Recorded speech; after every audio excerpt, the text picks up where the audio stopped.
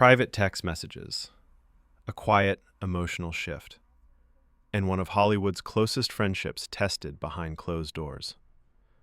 Newly unsealed court documents have revealed private messages between Blake Lively and Taylor Swift, and they tell a story far more personal than anyone expected. In December 2024, Blake Lively was in the middle of a legal storm.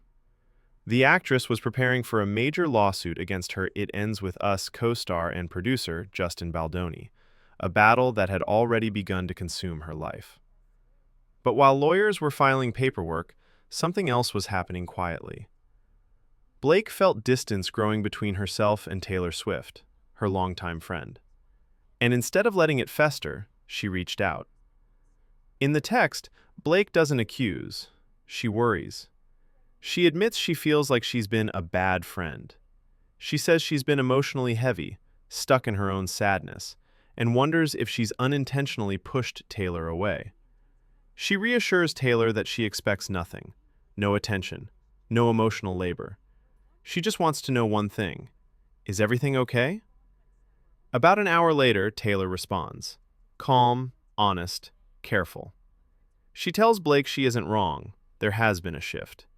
Taylor explains she's exhausted in every possible way, physically, emotionally, and mentally. And while she understands how all-consuming legal battles can be, something about Blake's recent messages feels different. Then comes the line that changes the tone. Taylor says the texts feel less like Blake and more like a mass corporate email sent to 200 employees.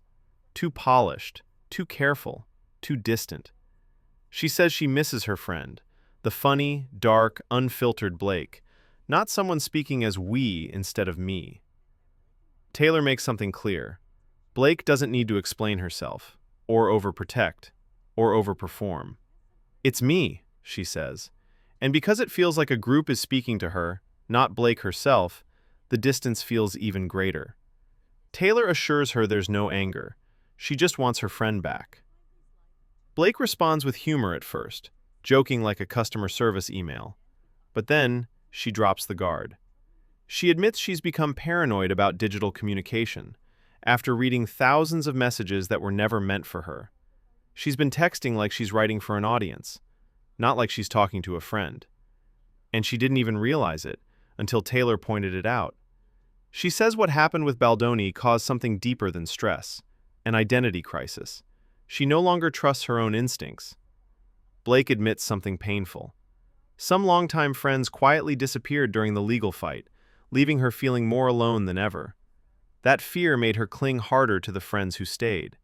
She apologizes, to Taylor, to herself, and even to their kids. Then her voice turns raw. F*** that guy and f*** his whole gaggle of supervillains. And finally, she tells Taylor she doesn't even need to respond. She just hopes her friend can rest, heal, and come back when the noise fades. Behind the lawsuits, the headlines, and the fame, this wasn't drama. It was exhaustion, fear, and two friends trying not to lose each other in the chaos.